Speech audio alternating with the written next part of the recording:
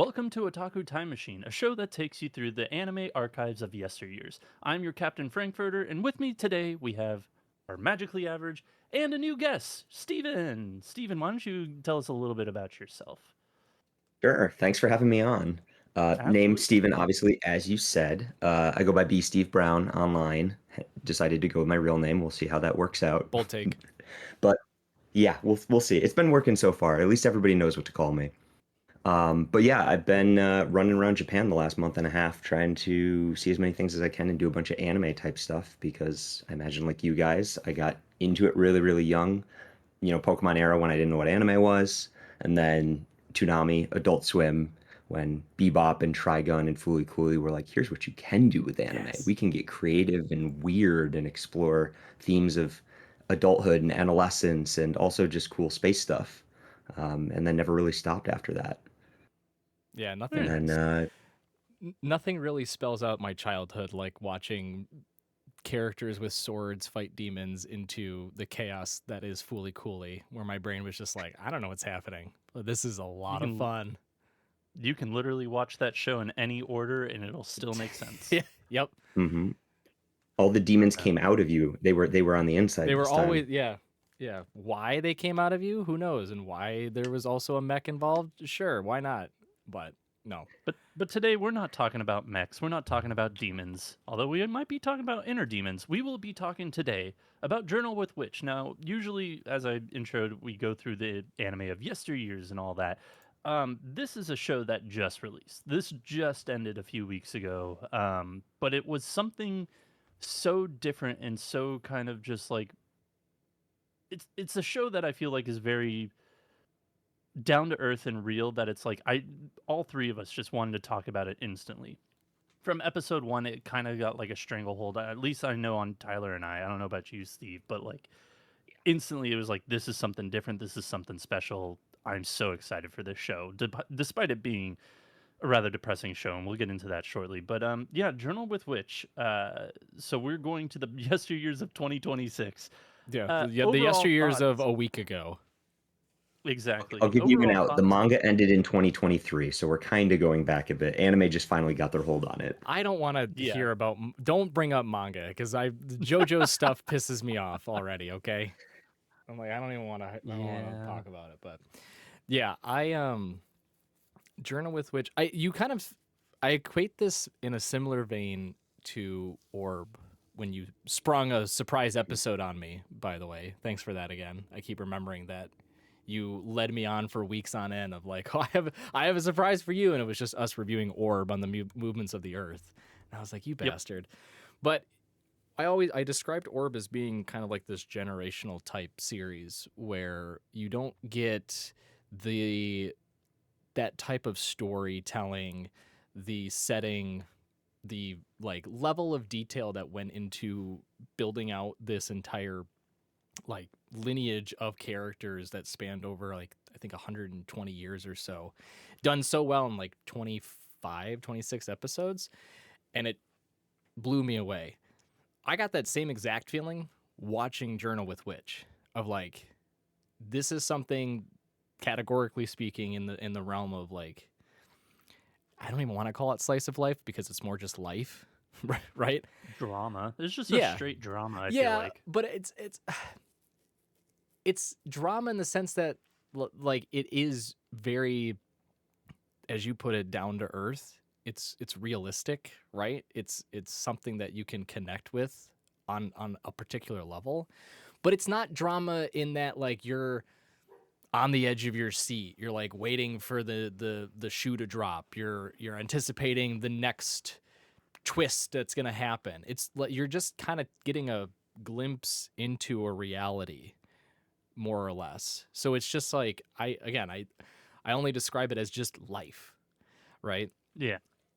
Having something like this is incredibly unique, and we don't get a lot of them. And sure, we get plenty of like slice of life and romance and drama series, but they all have an element to them that feels somewhat of a departure from our reality and kind of how we experience life.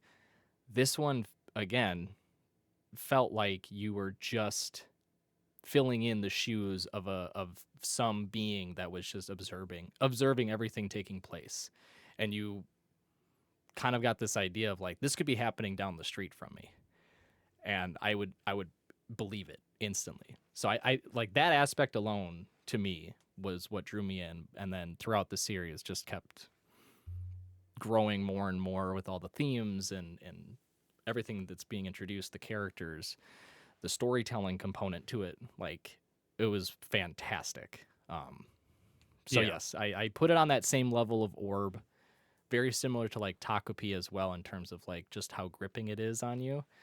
But no, this was something I would put in that sort of generational type discussion. Fair enough. I mean, Steve, what drew you into this? Like, other than it just kind of being so different.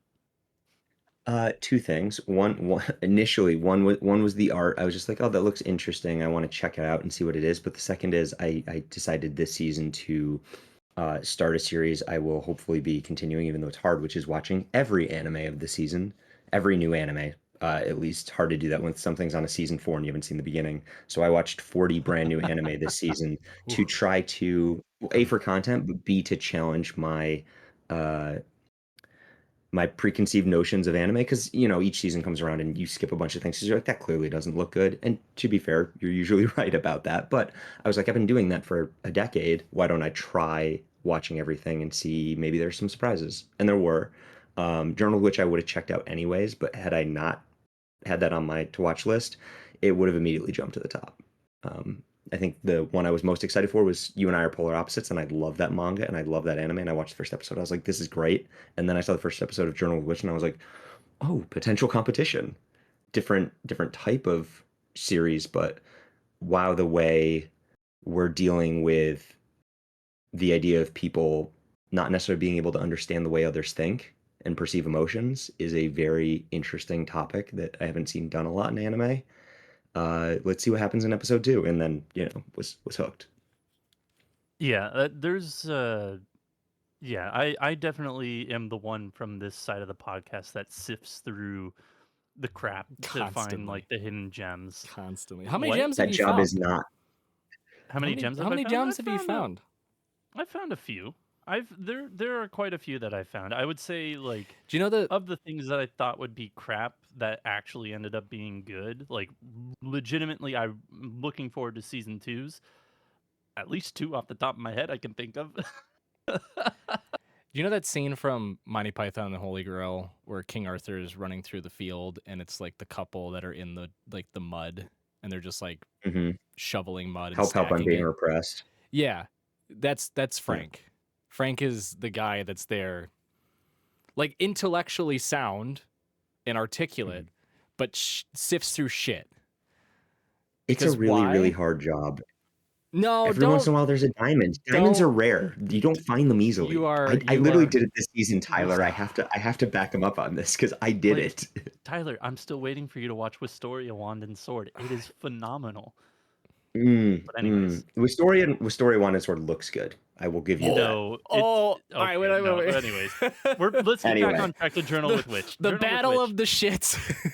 Ah, That'll be another man, episode where man, oh man. I'll be like the mediator. I'll be the ref in between, and you guys throw out the shittiest series you watch each season. Back to Yeah, Journal with Witch though. Yeah, I yeah. again from episode 1, it was just one of those things that I don't even know if we necessarily had it on our list, and if we did, it was just a one episode try. It was like, hey, this description is nondescript. Let's go into this, just see how it is with one episode. And it turned out to Mhm. be our favorite show. Well, I say favorite, like our number one show of the season last season. yeah.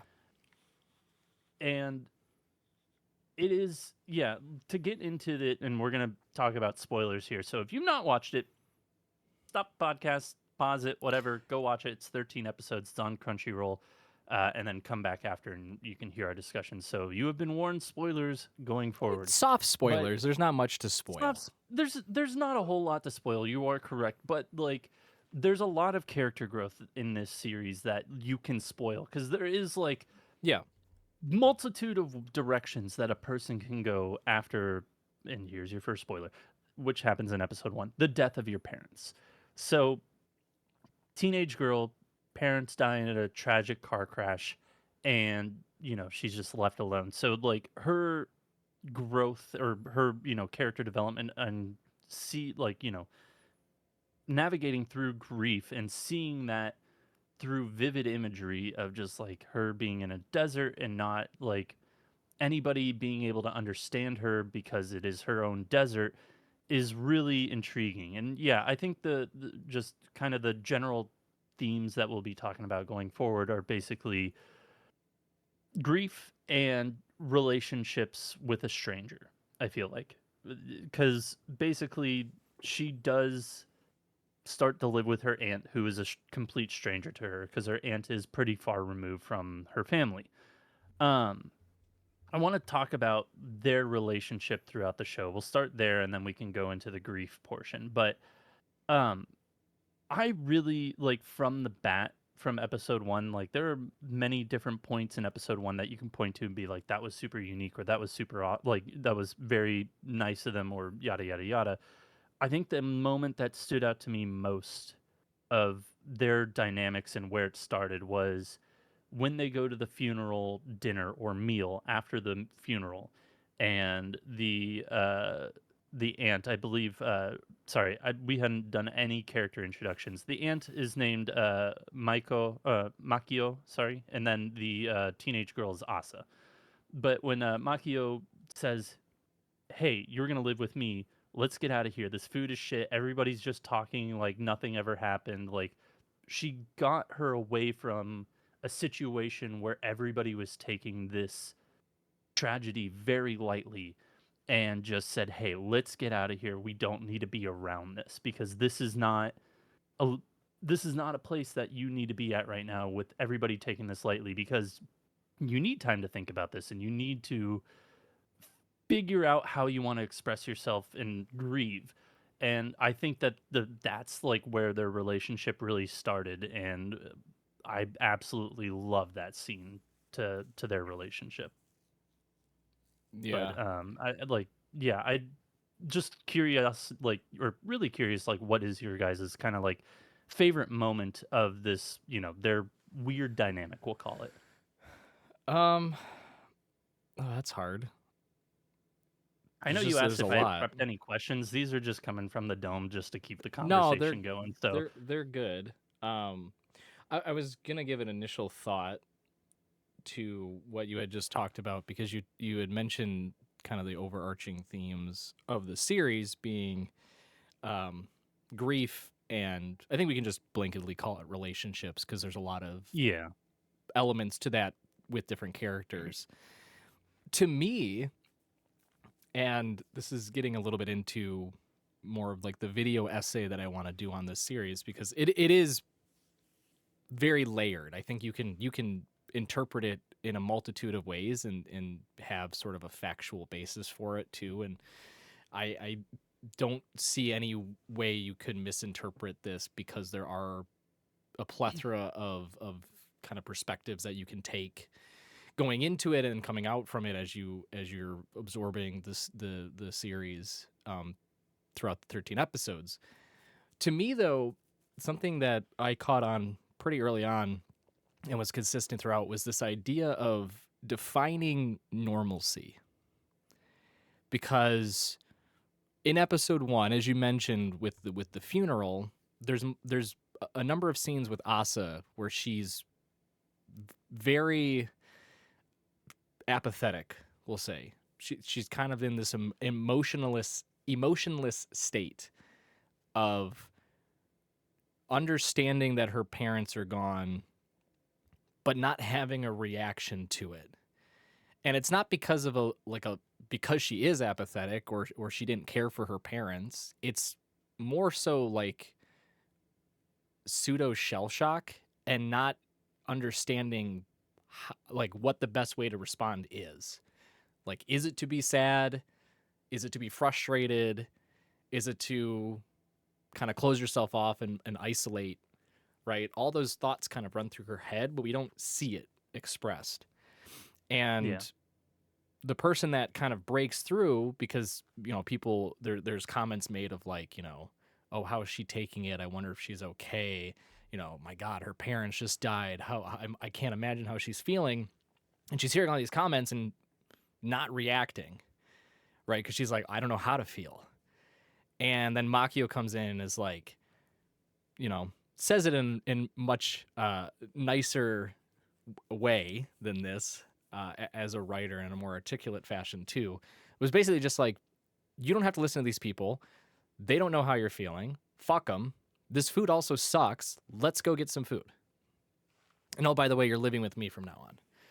Right. And kind of breaks through and shows her like, listen, whatever you feel you need to act, or how you need to act or behave in this situation, however you interpret like being normal when your parents die, just know that that's a fallacy. Like, there's no right or wrong way to act in this situation.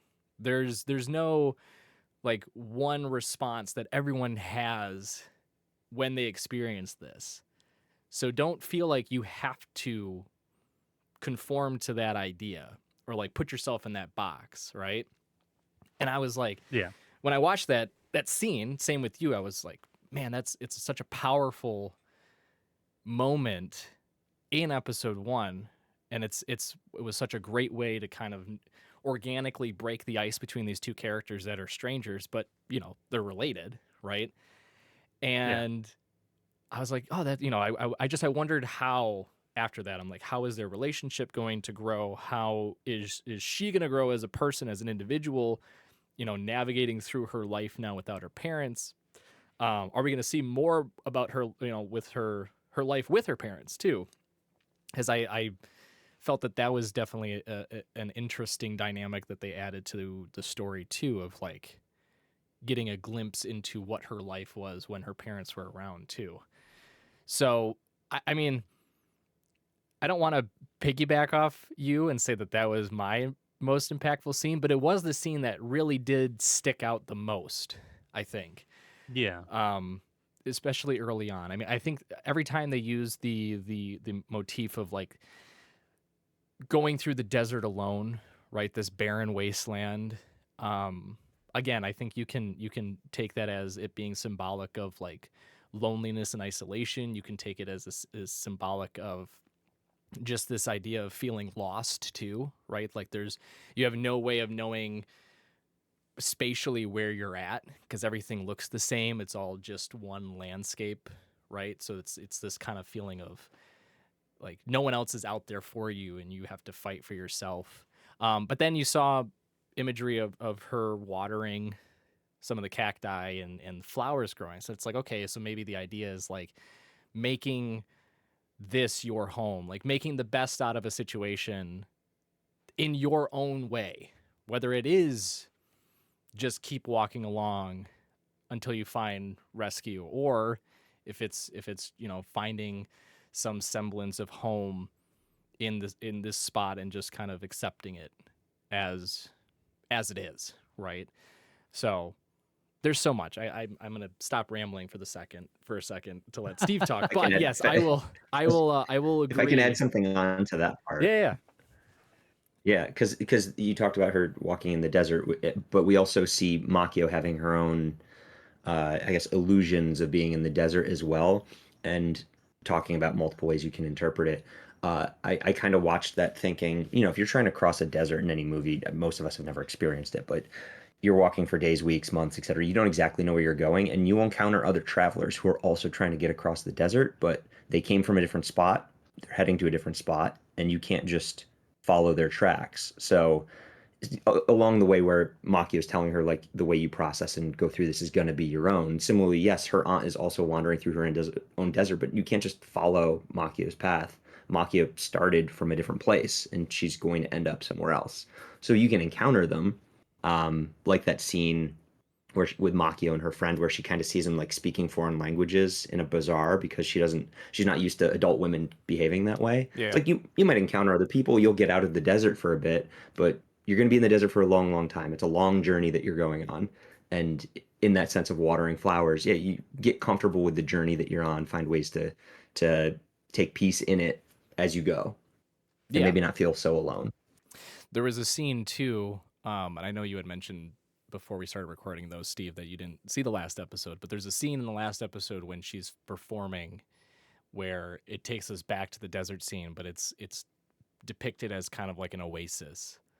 So there's like some palm trees, there's the water, right? And people are kind of around it.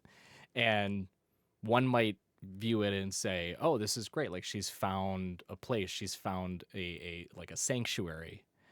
But, you know, if you understand how deserts are typically portrayed and what can come with navigating through a desert, it could be an illusion too, right? It could be just this momentary uh, point of peace, we'll say, where you have like the sense of comfort, but it could evaporate instantly too. There's so many layers to just that one scene that's depicted that again speaks volumes to the storytelling ability of this, and how Yeah, because characters are interwoven too. I interpreted that last scene as something different. I kind of wanted to talk about that when we talked about grief as a whole. So I'll hold off on that, but we will come back to that scene.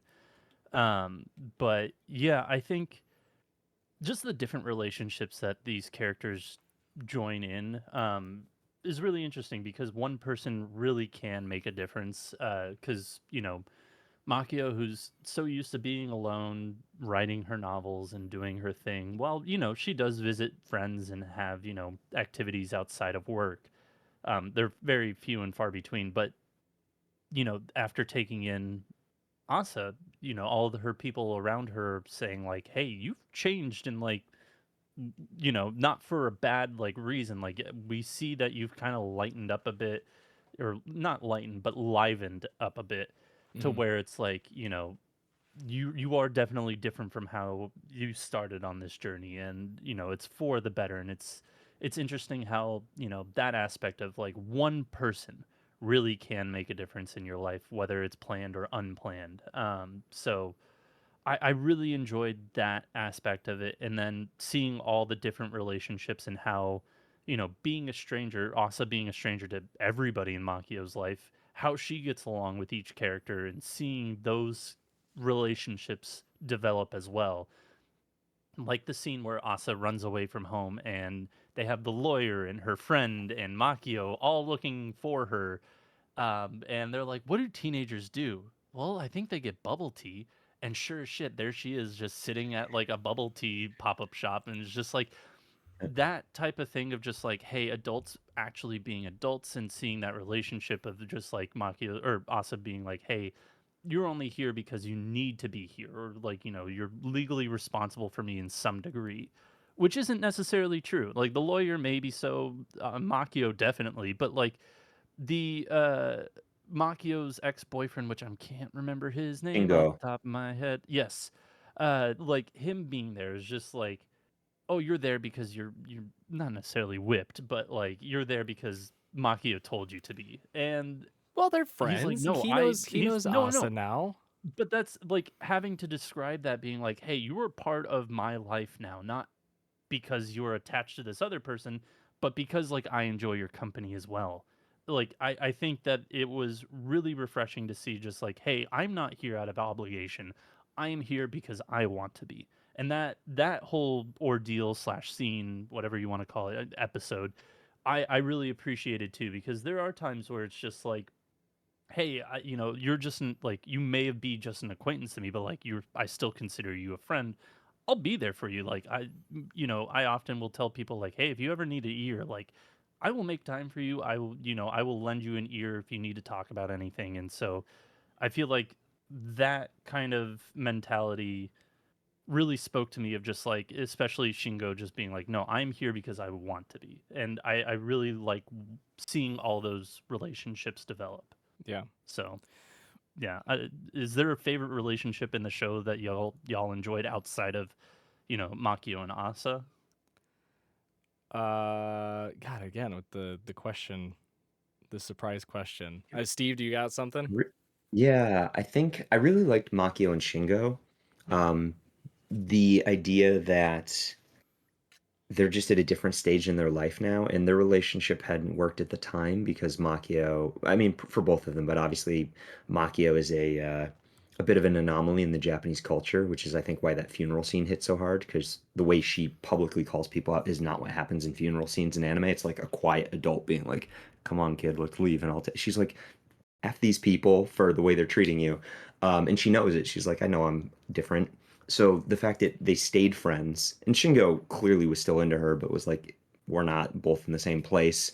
And then things kind of just change. And is it entirely because Asa's in her life? No, not necessarily. She's an element of it. But later on, at this point, all of a sudden, Makio's like, wait a second, I'm looking at him a little differently. What's going on here? And seeing them being friends for so long, with one of them wanting something more, but just being adult friends, and then kind of finding, hey, you know what? Maybe now's a good time to reconsider. I enjoyed that a lot because you don't really see nuanced take on adult romance in anime very often. A, because usually it's about high schoolers or younger. But B, it's usually heavy emotions and all the like rom-com Literal drama drama. stuff. Yeah. Yeah, exactly. Ridiculous thing out in the rain. Like, wait, don't leave. Like stopping a train. It's like, no, just you know what? I'm looking at you. You're looking a little more sparkly today, and I can't stop glancing at you out of the corner of my eye. And huh, my chest feels a little bit weird. It was more real, and in general, the show felt more like real people in taking place and interacting with each other. And that honestly, I love anime, but usually people don't react that or behave that real in them. So it was a nice change of pace. Yeah. I have a cop out response if that's okay. Uh, Sure. Mine was the unexpected relationships between characters. And I use relationship in the sense of like the connections that they make with one another. So, for instance, Okay.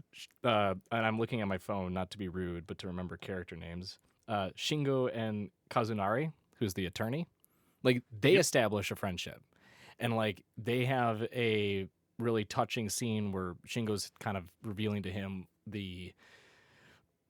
his childhood growing up and how his father treated him. And well, I treated is actually even a strong word. Almost neglected him outright. Didn't respect him. Didn't show any signs of acceptance when he did anything meaningful in his life, and kind of had this like absent father. And I think Kazunari kind of had I don't know what he said. They, as a lawyer myself, they portrayed him in such a way that I was like, man, this is not the way. We're not all like these weird recluse type, like can't talk publicly or speak very literally always. I'm like, ugh, whatever. Um, but no, like their dynamic was interesting because you got to see like these two characters where obviously one has a close relation with Makio, and then the other one's kind of protecting Asa in a way. And I think Yeah. Shingo even mentioned or asked the question to Makio, like, oh, this attorney guy, you find him cute at all? And Makio's like, I mean, sure, he's attractive. And he was like, oh shit, I shouldn't have said that. I'm gonna keep my guard up now. And then he meets him and is like, I don't know. And then eventually they get closer. So I like that piece. I love to what you alluded to Frank, when Makio starts going and hanging out with her friends more and more, like they notice that she's a bit more there, right? She's just Yeah. it's less of an obligation, it seemed like, or at least that's kind of how they described it in a way before. She like actually wants to be there and involved. Same with like Makio and Emery's mom. I like their relationship too, because obviously Emery's mom was close with Makio's mom, and then now she's Asa's mom. or sorry, yes, Asa's mom, excuse me. And then now she's close with Makio, and seeing how that it was put together too, because one of the early comments from Emery's mom was like, "Wow, you look so much like Asa's mom," and it kind of caught her off Makio off guard. But then seeing how that relationship established, so I like all of those side relationships. There was also one that kind of popped up towards the end with oh, I'm gonna forget the student's name. She was the wants to go to medical school and kind of had her Yeah. her Isai? moment. She say I'm the looking it Yes, up. Shisei. Thank you. Yeah, Chise.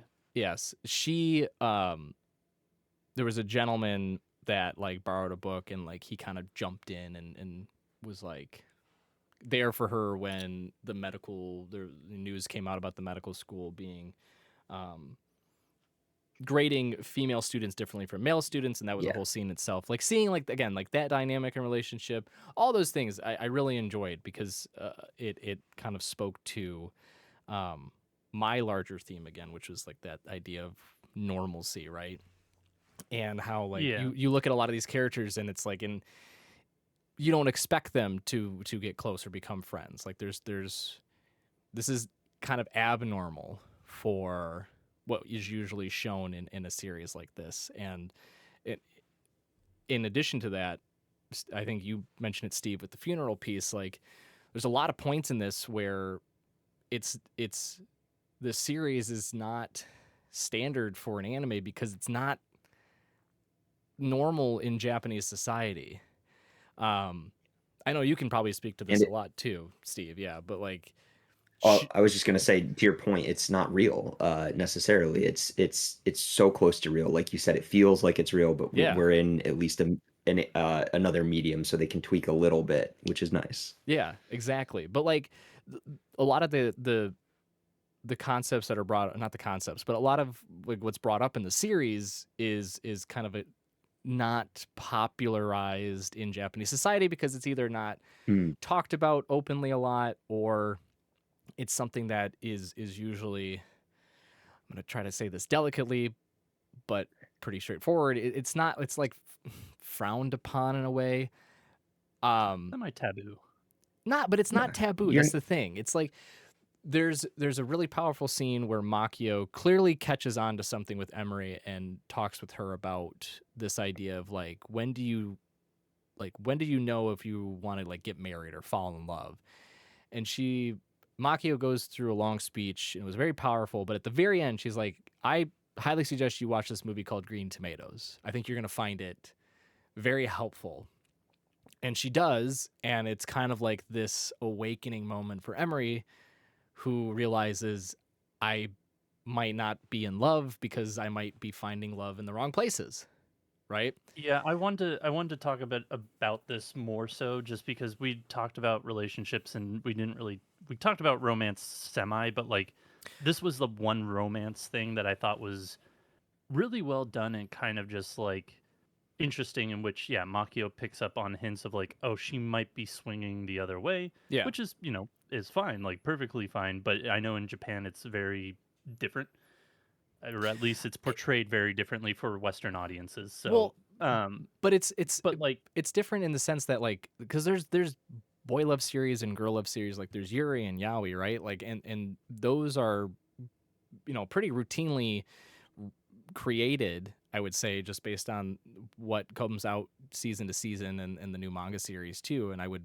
know pretty well since that's almost exclusively what my wife covers for her content. Um, yep, but again, I think it's because this show is so grounded in reality that it the way that it was brought up and spoken about was kind of almost gave you this impression of like, hey, I understand to a degree what you're hinting at. I'm not going to directly tell you what my thoughts or beliefs are on it, but let me kind of push you in that direction. And because they never come out and explicitly say it too, right? It's always shown in different scenes. Like Emery's hanging out with someone at a restaurant. Emery was walking down the street and they kind of touched hands and held hands for a second. Like she's playing footsies underneath the table, right? All the stuff that you do with someone that you might share feelings with, right? But it's never outwardly said, here is what I think. This is why you're not falling in love, or why the concept of marriage is might be foreign to you based on what, you know, your home life is, because you see your mother and your father and might be different from you for you. So but then yeah, again, but like the funeral scene and how that was approached, like there's a lot of elements that just really speak to how it's not these aren't shown in anime because they're just not talked about a lot in Japanese society. Like same with like emotional, like handling one's emotions, handling grief. Like those are really difficult topics in Japanese society, and it's not like mental health is like a really, unfortunately, it's a really bad issue in Japan, and it's just because it's not discussed much.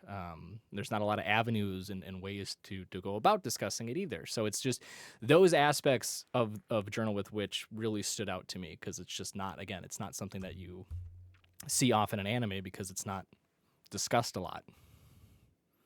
And the one thing I will say about relationships and romance in this show that I thought was handled well, or differently, that I kind of appreciate, and then we can go into all the grief bits, is that once kind of Emery does get that movie and realizes, oh, this is who I am, she kind of resents Asa in the future because Asa is like around other teenagers and all they talk about is romance and who are you interested in, who, like yada yada yada. So she just wants to talk about boys, and then to the point where Emery kind of gets resentful to her and being like, I don't like talking about romance with you, because she knows this isn't what I personally want. This doesn't interest me, and this is all you want to talk about. And then later in the series, Makio saying to Asa like, hey, or I don't know if it was, I think it was Makio that said to Asa when the whole medical thing happened, like everything that happens in the news, everything does affect you to some degree. And so like that, and her being like, hey, connecting the dots of just like, just because everybody else is into romance doesn't necessarily mean that I need to be. Like they had the one friend that is just like, she brings up like, I have a friend who just like doesn't want to be in any more romantic relationships whatsoever. Like that may not, seem substantial to you, but it could be. I don't know what you're going through. And so like she realizes kind of towards the end, like I don't necessarily want to be, you know, in a relationship just because everybody else is talking about it. Like I'll let it happen naturally or whatnot. And so I think that, I don't know, they skip a good chunk because I think the whole novel or the series is like 11 volumes, and they Yeah. wrapped everything up in the 13 episodes. So because they're not getting a season 2, like they completely ended the series. So it's like I do wonder what, if anything, in the source material had, talking about her future relationships with either, boys or girls, etc.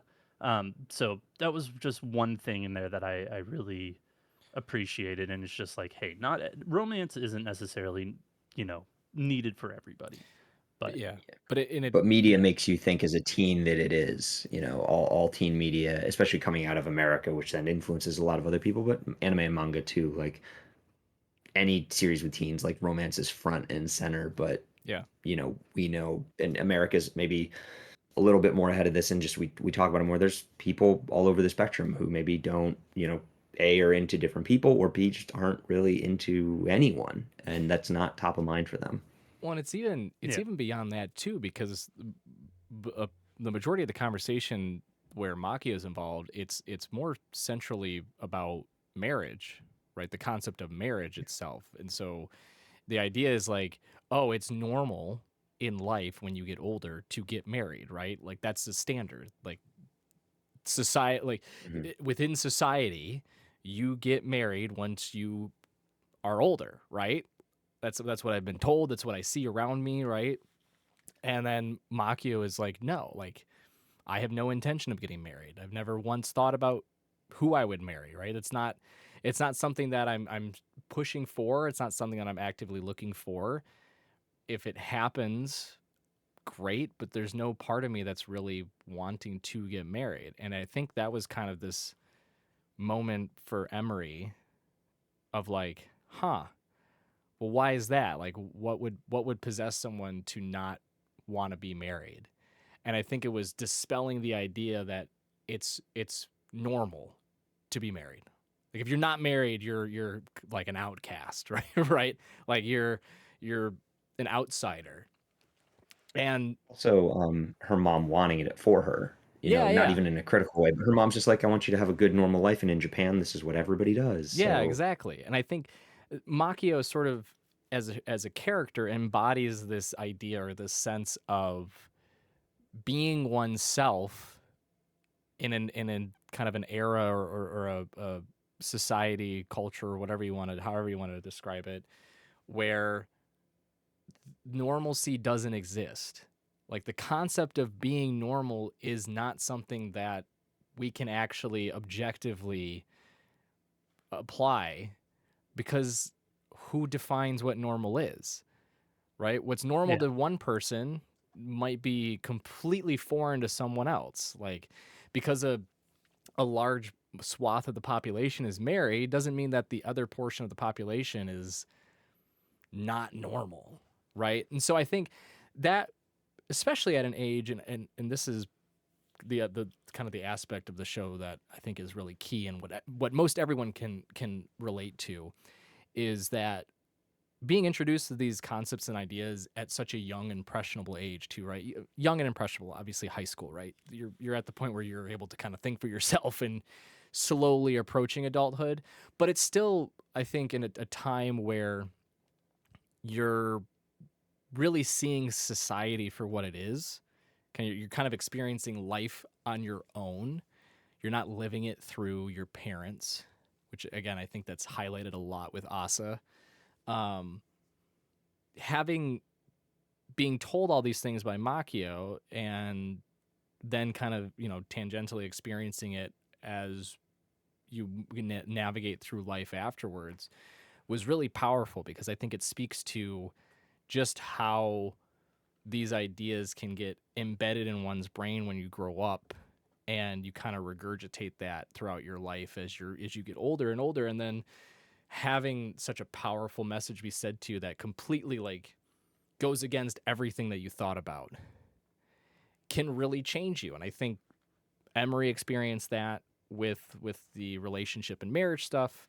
Obviously, Asa experienced that on a number of levels, even though she constantly said, I have no idea what you're saying. Please speak Japanese. You speak in rhymes and riddles.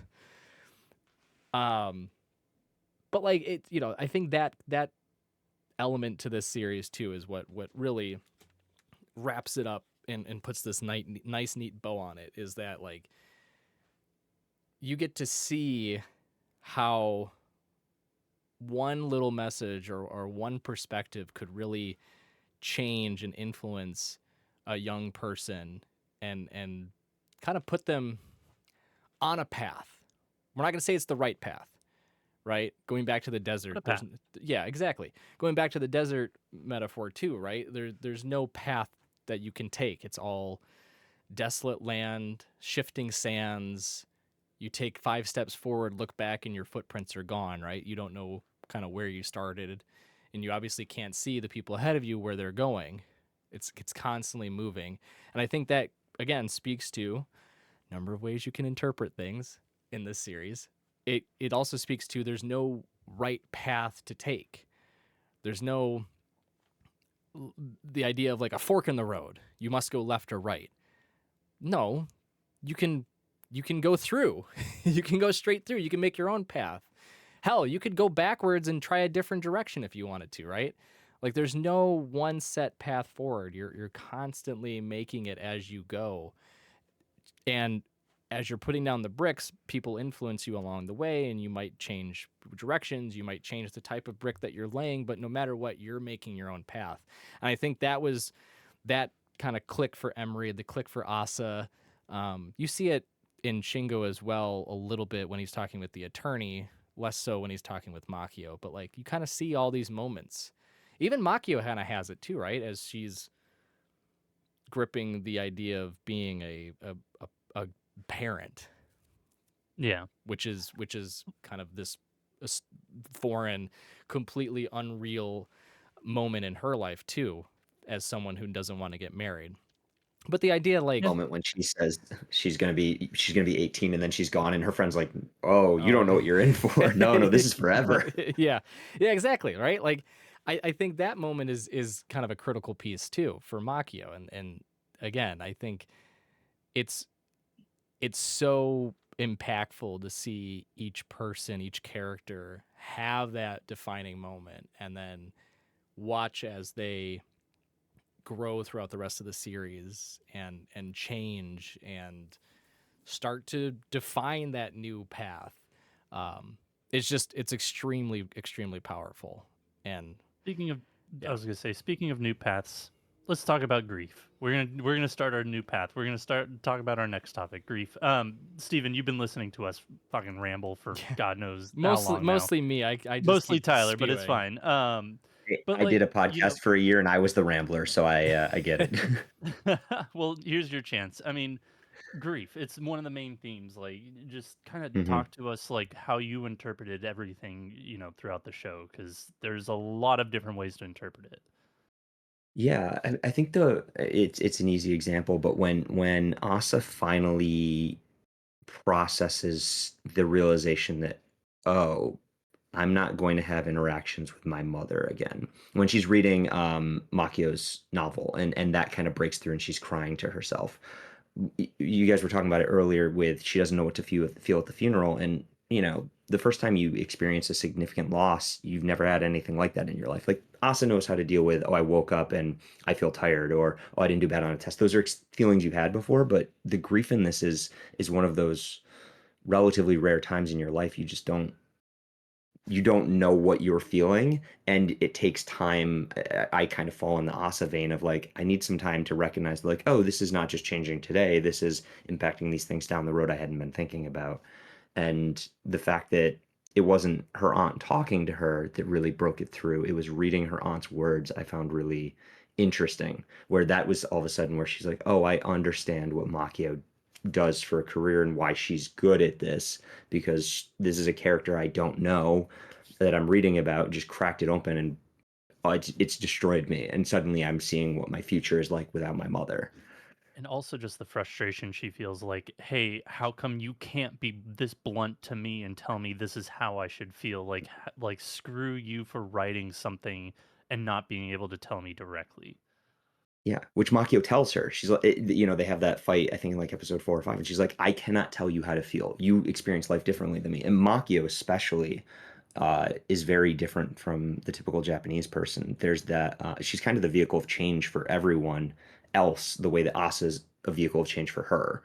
Where there's this Japanese concept of, I think it's tate and honmai. It's your public face and your real face, and you don't normally show your real face to people. Which is why in anime, for example, when they go out drinking, all of a sudden everybody behaves differently because alcohol is your excuse to whatever you say. You can just be like, "Oh, I was drunk, I did."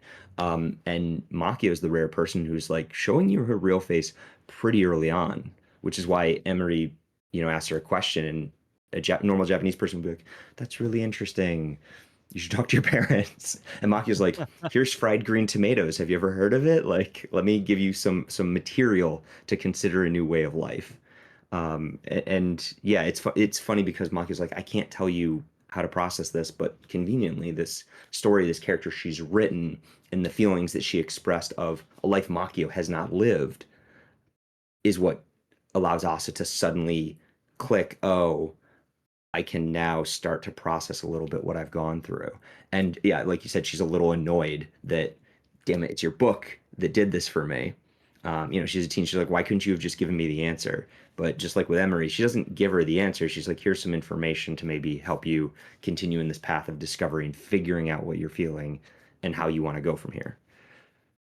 Yeah, no, I agree, and I also find it funny though, or not funny, but I also like think about that book as well in the sense of every author kind of takes from real life experiences and throws it in a book of some sort, and you have to wonder, is this book about the relationship that she has with her family in which she's not very close with them to the point where she thinks that they are dead, and it's just one of those things of just like, is that how she handled and felt about her grief of losing being close to her family? And I think that just kind of the whole theory of just, or not theory, but the whole series just showing and not telling is absolutely brilliant.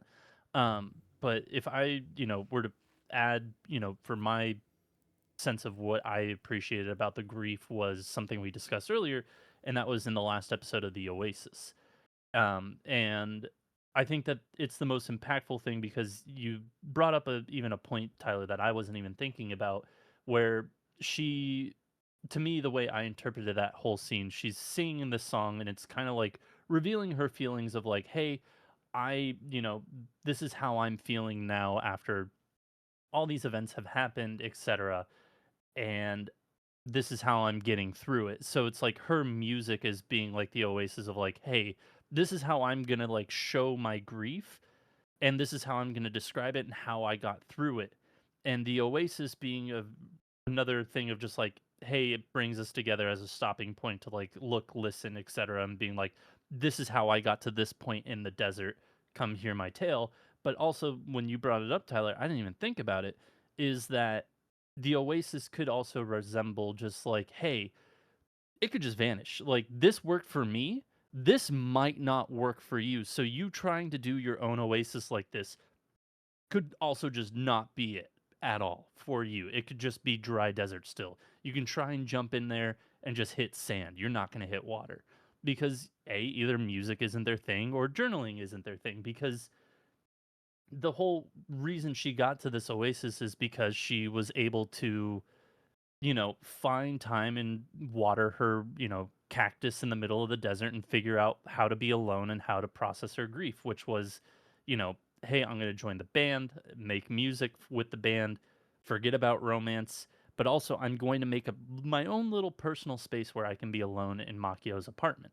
Like that whole just like how she watered it, showed everybody how she watered it, and then just like you can interpret it one way or another. It can get through to you, it can't get through to you, but I thought that last episode with that imagery of just the oasis while she's singing was really brilliant because yeah, at the end it did actually reach through to a few people and like, they yell back from the crowd. They're like, "Oh my god, thank you so much," or whatever. Like that was awesome. Oh my whatever.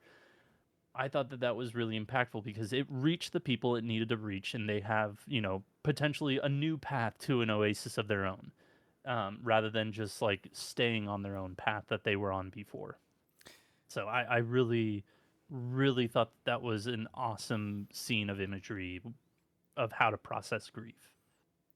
I'm going to be the difficult child, and I'm not going to talk about grief Okay, because, well, let me you explain. do that. So You do that, baby where boy. you talk about grief, and obviously that is a piece to this series. I wouldn't even call it a key component because in my mind, where the grief is highlighted, I interpret those more to the idea of living by living for yourself, living for like you taking your life as yours, because with many of the scenes with grief, and it starts even with episode 1 when Asa's traversing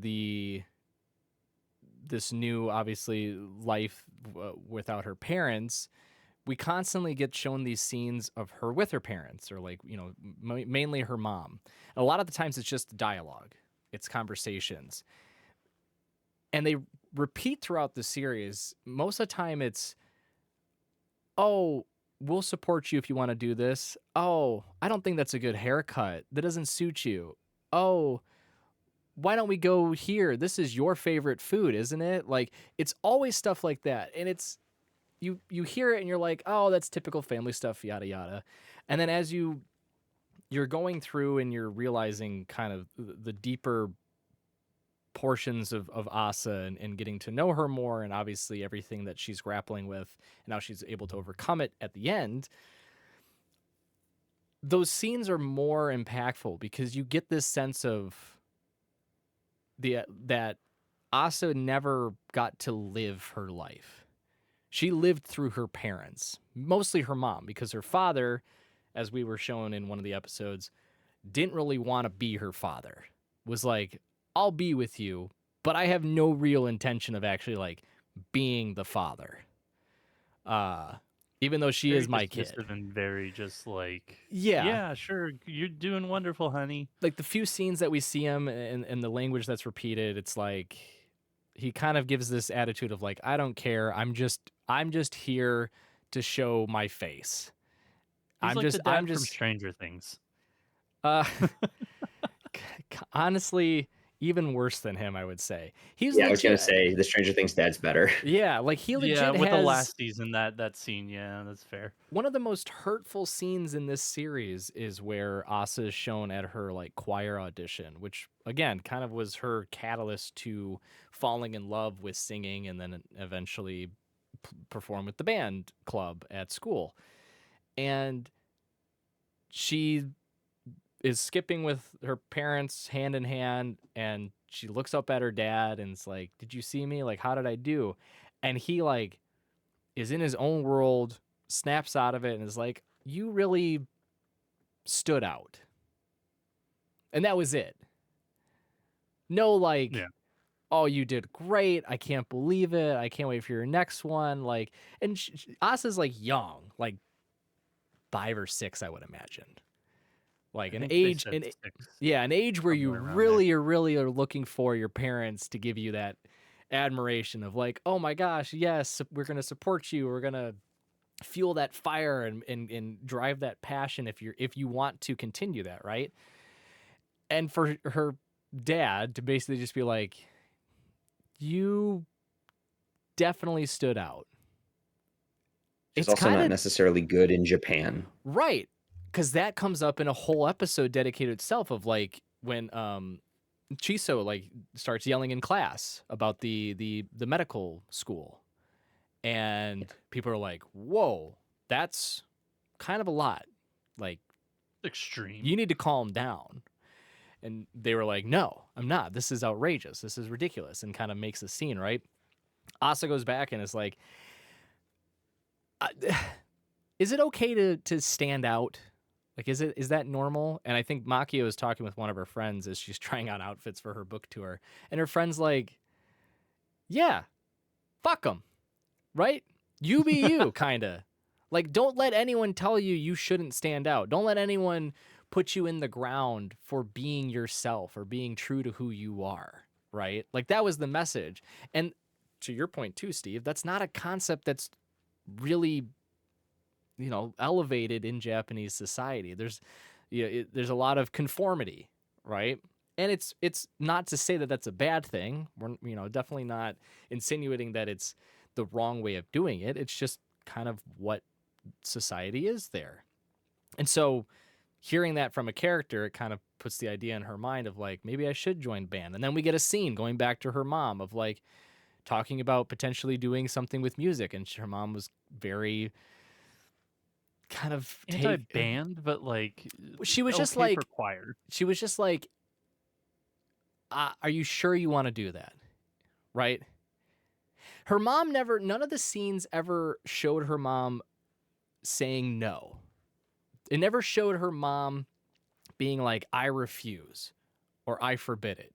It was always like this questioning of, ooh, that haircut, I don't know if it looks that good on you, or I'm not sure band's the right thing, right? And then now Asa's living in a world where she's like, "Hey Makio, can I get my hair color? Can I get hair color in my hair? Can I go join a band club?" And Makio's like, I don't care. Let your freak flag fly, babe. Yeah, like go for Yeah, it. that's all. That's all. That none of it's permanent. Do what you want to do. Yeah, it's this is your decision. Yeah. It's your life. Go do it. Sure, like within reason, right? Like don't say like I'm gonna go join a gang Don't and bother start like anybody. breaking Don't glass. yeah. Yeah, right. So this is all to take back the points of where grief is shown. It really sort of exemplifies that idea of like Asa not ever really truly being able to live her life. She's always had her mom kind of tell her how to act, how to feel, how to look. And so now her Yeah. mom's gone. And so it's like, who do I go to? And then we snap to the desert, right? And that's when all the desert scenes start. Of like, I used to be able to hold hands with my parents. They used to tell me we were going to my favorite restaurant to eat my favorite food, right? It wasn't me telling them that. It was them telling me that. It was them taking me to choir because they said that I was good at choir. It was them taking me to school. It was them doing this and that for me, right? Telling me this outfit looks good on me, giving me this type of haircut, you know? Yeah. And now she's put in a world where she has to make those decisions. And it goes to what you were saying, Frank, when she's reading the book and she gets mad at Makio for being like, why can't you tell me how to feel? And Makio is just like, because I'm not you. You are you. You need to look inwardly and express how you feel, right? That's not up for anyone to do. That no one can tell you how to feel or how to think or how to act. You need to dictate that. And that was such a foreign concept to her because she always had her parents doing that. Well, again, mainly her mom. She always had Yeah. some parental figure doing that for her. And so for her to be now left to her own devices and navigate all of these situations on her own, it was like I don't want to cap this whole statement off with a goofy ending, but like it's like that lemur meme of like the lemur in the chair, like with the arms up. Like what do I do? What am I Yeah. supposed to do? I don't know. I don't like I need something, right? And you know, that's where again, obviously grief is a component to this, and it's obviously the main drive at the very beginning where we see everything start to roll and pick up speed. But throughout it all, and I think the one that is more impactful to me at least was that concept of finally living your life. And Yeah. that was drawn out. And I think you can even draw the comparison to the Oasis, right? Like she made something of her own doing, right? Like she was in that desert alone. There was a really emotional scene of a time lapse of Asa and her parents again holding hands and skipping when she's like younger, and then gets a little bit older, and then gets a little bit older, and then they disappear, right? And the skipping stops and it moves to just a walk, and then it transitions back to her singing in her performance, and it's that final. I think that's that moment of that aha moment where she was like, "This is who I want to be. This is what I want to do with my life. This is where I want to go." And that Oasis is her moment of respite where she finally can like relax and feel at peace and calm and not have to, worry about trudging's probably the wrong word, but surviving through the desert, right? She gets Yeah. she finally gets her sanctuary. And yes, it could disappear, right? She might fall out of love with music.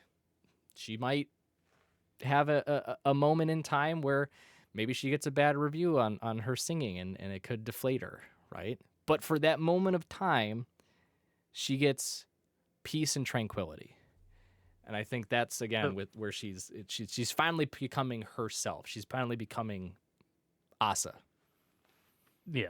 I'm going to let you ramble for a little bit. I just want your Oh, final I'm done. thoughts, and then Steve and I can. Okay, if that's your final thoughts, great. Steve, ramble all Well, you like. Give us your final thoughts 10 of out like of things that we 10. haven't touched. Yeah, right. It's hard to put a number on this one, but yeah. But Steve, I just want to get your kind of final thoughts. Something that we haven't talked about. Like what else spoke to you about this show that made it so impactful or interesting, or something that you enjoyed about it. It's a bit of a follow-on actually from what Tyler just said, but Asa ends up kind of being the bridge between Makio and her sister Minori, I think, in the sense that when Makio cut off her sister kind of fitting in with Japanese themes was like you're being different and not fitting in and like go along and live a normal life. And then Makio leaves, they don't ever talk again, and unfortunately her sister makes a choice that makes her life unnormal. She's not married for love. She has a child out of wedlock actually, and Makio doesn't know any of that. And then Asa ends up growing up under her sister, who I think the reason she wanted such a normal life for her daughter is because she made one wrong decision and ended up in a loveless marriage with the child she just hoped could have a better life than she did. And she doesn't know what's up with her sister. I mean, she knows she's writing books, but like they're not talking. She doesn't know that her sister's happy. Um, and the two sisters never got to have that reconciliation. Makio can maybe pick stuff up from the journal, but like we'll never really realize what her sister went through, or that her sister maybe had some considerations of, I might have been wrong about the way I treated you. That just never happens. Asa gets to live with the lessons from both of them, and that's the only catharsis we get, which is not nothing. Um, but obviously is a bit of a sad resolution for those two sisters. And that unfortunately just happens. So, I enjoyed the story a lot. We've talked. It's hard to grade it. It's an excellent show, both in the story and the way it was ultimately animated, directed, choreographed, etc. But I do also like the fact that unfortunately not every relationship gets a nice happy ending to it. Some of them are just incomplete and will always be incomplete because that just happens sometimes. Yeah.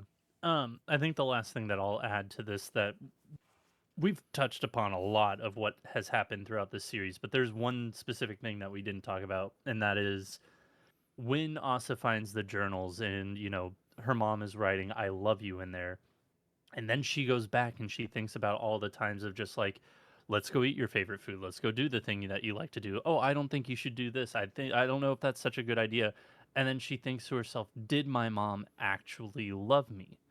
And having to go through that grief of just, I will never be able to know if she truly and wholeheartedly loved me, other than the fact that it is written down in this book or in this journal. And I think that, like, finally, when she comes to terms of just like, it's, I think at the very end of episode 8, where she reads, Makio's book, and then she's just like, crying uncontrollably. Makio finally like comes home or hears it and is just like, what's going on?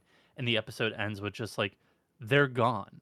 Like that realization of just like, I will never be able to have that closure. I have to fill in the blanks for myself, was really, really sad, but also very impactful in the sense of just like, you really do sometimes take for granted like the people in your lives, and when they're gone, they're gone. You can't hear from them ever again. Like it's just one of those unfortunate things. But I thought that specific kind of mid storyline, just, or not mid in the sense of like, oh, I thought it was okay, but like middle of the series storyline, was really, really impactful of just like, shit, man, you really don't know as a kid like what some of the things your parents do for you, or what their intentions are, if it's out of love, if it's not. And like having to fill in those gaps for yourself really is truly an awful thing that to put on anybody, let alone a teenager. So So in line with the series, I will ask one final question as our question to lead us towards conclusion. Who was the witch that wrote in the journal? Was it Asa? Was it Minori, her mom? Was it Makio in her own books? I posit that to thee. Who is, in fact, journaling by the witch? I really wish that this was like not witch like WITCH, but like witch WHICH, like journal with witch. Like with whom are you journaling with? Well, With which grammatically, it just person do wouldn't you make want this to sense be? if it was I journal know, with but witch. like But journal with whom? Journal with whom is how this series yeah, should have been should have been no, titled. But but I like that element, right? Like it lends itself to one the fact that the title means nothing. Like it doesn't have like any real sense to it, right? But you can take from it and interpret it as you will, again, because you know, yeah, journal with witch could mean all the stories and fantasies that Maki wrote in her books. It could mean all of the lies, we'll say, maybe, I'm that gonna leave this Minori one to wrote. Steve So, first because I've got a cop out answer here. So oh, I've Steve, got do a you have mild any a idea? mild cop out answer. So there's an addendum to this, which is that Journal with Witch is the subtitle of the manga in Japan. Actually, yes. the original, I picked up the volume here. The actual title is Ikoku Niki, which it means Diary of a Strange Land. Which also you could open the question of who are we talking about, because obviously Asa writing in a diary, she's in a strange land, a new place, but like that's true of Emery too, actually. And it's kind of true of Makio in a little way. So like it also like there's the obvious, you interpret it as one of the main characters, and then you think further and you're like, no, everybody's kind of going through their own strange land with strangers to meet. And yeah, Can I throw I'm another seeing wrinkle in this do and No, it. for say, fuck's sake! I've already said we're no, gonna no, do I was no, about to final thoughts, circle and it then you're back, but like, it's the same final thing. Yeah, question no, for you. I'm I like, just you fuck. do no, it, no, do no. it, do it. Because well, you brought up that it's a different title. Even more so, there's a live action, and it's called Worlds Apart, which is a very more direct title Wow. to the A whole series. new world. Don't Anyways, say- Every series they're just like, let's give it a new open-ended Yeah. title. Yeah, at least Worlds Yeah. Apart, you can obviously see the like analogy, or man, my brain's starting to slow down already. But you can kind of Yeah. tie it Yeah. to the thematics, of the series. But what was your supreme cop out answer though, Frank? everybody is the witch. If you are journaling, you are basically journaling your life or journaling a portion of your life. And if anybody else were to read that, because again, the beginning of the series, like, hey, Makio tells Asa, you should write down how you're feeling at any point in time. And Asa's like, cool, I'm just gonna leave my journal open. You can read it if you'd like. And to me, I can take out of that the title of this as like everybody is the witch, in which if you're journaling. So it's like if you were to read somebody else's journal, you are reading somebody else's life, somebody else's experiences. It is a foreign concept to you, like a witch is physically, because magic doesn't exist in our world. So everything is so foreign and different that it is like that they are a witch. They are using their words to tell you a story and spin you a tale that is very different from your own. And And I mean, if you really want the answer, I mean, Makio is for the fact that she's a novelist and she can tell these stories and become a witch that will, transport you to another world or another, life. but So when my cop out introduced answer is everybody, but when yeah. introduced to journaling, Makio tells Asa, you don't have to put things in that are real. You can tell lies, right? So early on, even the idea that that journaling means you're literally taking, verbatim what you've done throughout that day, or you're exactly telling the tale, is sort of thrown out the window because Makio's like, yeah, fuck it, you can write about whatever you want. It doesn't matter. It's the whole purpose is just to write something, and so then obviously that flows into when she reads her mom's and the idea like, is this all true? Does she actually like truly love me? So yeah, I Yeah. don't think that's a cop out. I can appreciate that. Again, there's layers to it. You can draw a lot of relations to everything else that's told throughout the series. So Yeah. Yeah, And thank regardless you. of people's take on the anime, we were talking yeah, about like it being our favorites, but like definitely the most open-ended title. Usually titles are 80 words and they tell you exactly what the story is, and this one's like figure it out for yourself. what's your favorite one, Yeah. Frank? Backwater Dungeon level 999 gotcha. Oh, dude, I fucking love that Oh series. god. The It's so longest, garbage, and I love it. title in Oh, existence.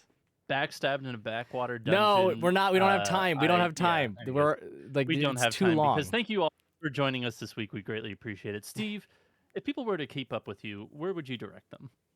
well, first we got to talk about Noble Reincarnation. I had a Okay. you can find me at I'm at B Steve Brown on Instagram, YouTube, and TikTok. Instagram for shorter stories, and YouTube when I can find the time to edit it, longer stuff like enjoying some, but suffering through 40 brand new anime this season and trying to then rate and I tier will. list them all. I will join you in on this conquest if you would like somebody Oh, to help good you with God. it. Because I'm already up to I think 23 for this current season.